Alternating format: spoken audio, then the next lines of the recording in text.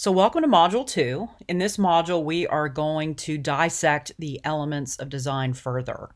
We're going to take a look at them and not only talk about what they are, but show them applied. And so essentially the elements applied. And we're going to start with point, line, shape, form, volume, and mass as one lecture series because they're connected and build off each other. In fact, we're going to go through them in this session, but you're going to see we're going to jump around a little bit because it's hard not to. So we're starting here because this is literally the starting point of design when we start talking about the elements of design. In geometry, a point is a location. An analogy I can give you is this. You're going to write a letter to your grandma, and in order for the letter to get there, you have to know her address, her location. And you write the letter, you put an envelope, put your stamp on it, and you put her name and her location, which is her address, on the envelope, put it in the mailbox, raise the flag.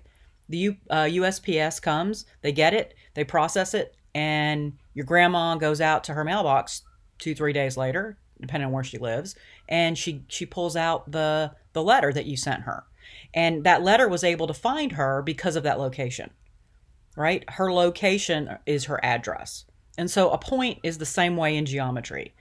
But we're going to use X, Y, and Z coordinates since we live in a three-dimensional world. That is the address for the points that we're going to use in design. Because a point in geometry is invisible, we're going to represent it with a dot.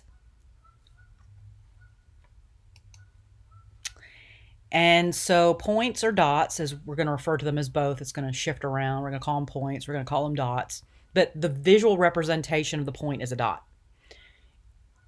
And they are the building blocks of everything else. Now, any mark we make can be seen as a dot. Also, every shape, form, mass, or blob with a recognizable center is essentially a dot regardless of its size. And so we have to figure out how then do we differentiate? How do we know if it's a blob or a shape? Well, the defining characteristic of a dot is that it is a point of focused attention. It is a focal point. Your eye goes to it. It most often is your subject. It is the entry point into the design. In the past, I have talked about that red door on a house. That is a point. That is a dot. It's a door, but that door is a dot in your composition, in your design, because it is a focused point of attention. And that is how you differentiate between a dot and any other shape, form, mass, or volume.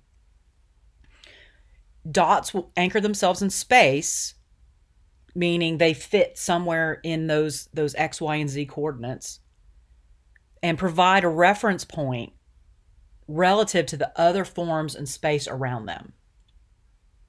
And so while we generally think of a dot as circular, they don't have to be. They just have to be a focal point. So they therefore then establish a relationship with the space around it. Kind of think about an analogy would be like a matchmaker. Someone who introduces people to other people. That's kind of what a dot is, sort of the representative of the composition, of the design. And the two most important relationships formed are the proportion of the dot and the space around it, and the position of the dot within that space. And that has to do with how much attention does it garner? Because you can have more than one point of focused attention. The more your eye jumps to that dot, the more higher it is in the hierarchy. And that is actually a principle of design that we'll get into. So let's look at Yayoi Kusama did this series of rooms, and for me, they're architecture. So that's why I included this. She did a series of rooms where she hung lights, but then coated the whole room in mirrors so that you can see, when you look at this, you can see the multiple reflections. And the door behind these women taking the picture is covered in glass. So you can't see the door. In this case, the door is not a focal point. It's covered in mirror just like the rest of the room. And they're on a platform. So when you look at this, her composition, and say the people weren't there, where does your eye go to first? Oops, get my cursor removed. For me, it's right here. Now, why does my eye go to that dot, that point, and not this identical point? Or this identical point? They're identical. And that is what the bottom sentence means. This one's just bigger, so it gets more focused attention.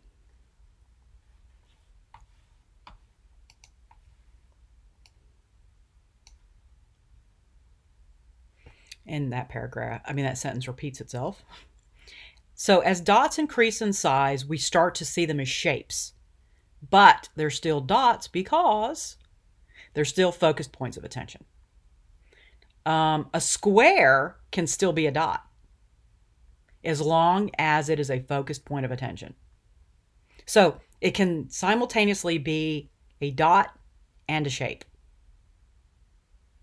And that's why art sometimes is tough for people who want things very hard and definitive, because it doesn't always work that way.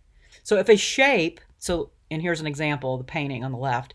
So if a shape, which you have circles, these are shapes, has a focus point of attention, it's also a dot.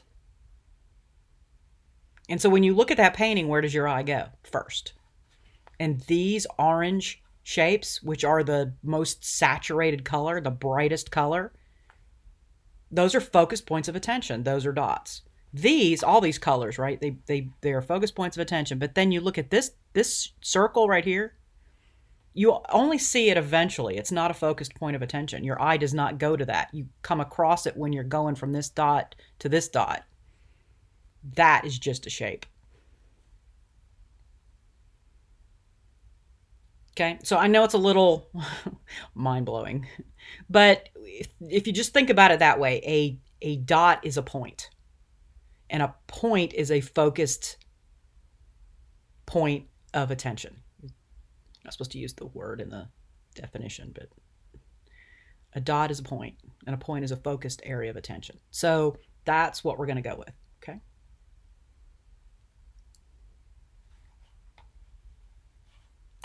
This other slide. And so also the relationship between dots starts to, how you put them on the page, also starts to have influence on your composition. And what's important to know here is that, okay, so say we have that white square, and that is something we're working on design, and we've decided to put that gray dot on there. The black one's not there yet. It becomes the focused point of attention. It becomes our focal point. It's a dot.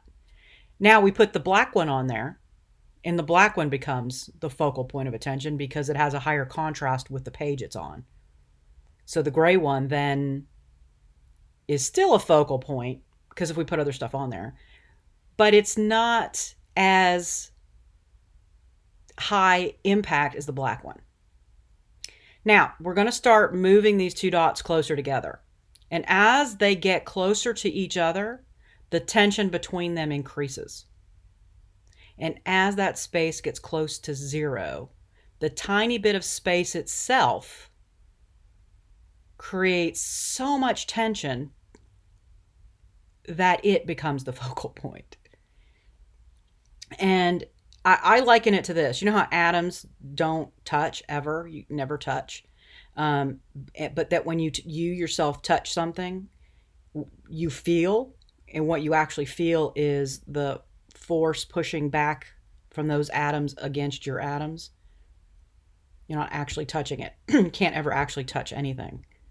But because there's a tiny little gap. So that's tension. And touching things is pressure. And so we visually see that when those dots get that close to each other. It's almost like you've got these two objects being pulled to each other, and just right before they collide, there's all this tension. So I'm sharing that with you because you want to keep that in mind when you have focal points. As you put them close together, they multiply their focus, right? So now in this composition here, we went from 2 points, 2 dots, or 2 point, both 2 dots and 2 points, to 1, because now they've created another shape.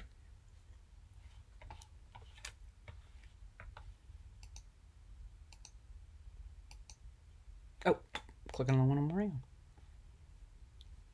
And so dots working together can form countless arrangements. And the example over here on the right, you can see this was actually a very interesting experiment that Bruno Munari did. And on each page, he put 21 dots and he arranged them differently, and then he connected them in different ways. And it just kind of plays with the dots and lines and shows the power of imagination and interpretation. On one page, they look like bubbles, on another, like a network or a cake or a radial floor plan. But in every case, they're different because of how they have been connected. So that's something to consider. How you arrange and connect your dots changes the layout and the message of your design. So dots can become lines and curves. They can form complex shapes, patterns, textures, and just pretty much any other structure you can think of. And then in combination, they can imply direction and movement, even on a static page, which then, brings us to lines. And so these are all different forms of dots. As we talked about, a dot is not necessarily round. And so here's an example of a building made up of dots. And the reason those are dots is because they are focused points of attention. And so here I've provided additional information on the building so that you can read a little bit more about it. And there's a link to that page. More dots. But they're also shapes. But they're dots, again, because they're focused points of attention. And not all of them. Like, my eye does not go to this dot at all. But it does go to this one.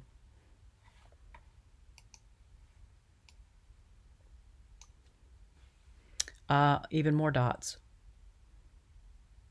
Because those are focused points of attention. They're also shapes, because they're circles. But they're different sizes and shapes. Okay, so watching this video, I would say stop it here and try this exercise. Using only dots, create a design that represents a bird. And when we come back, I'm going to stop this video here and I'll continue in the next. I'll show you some potential solutions.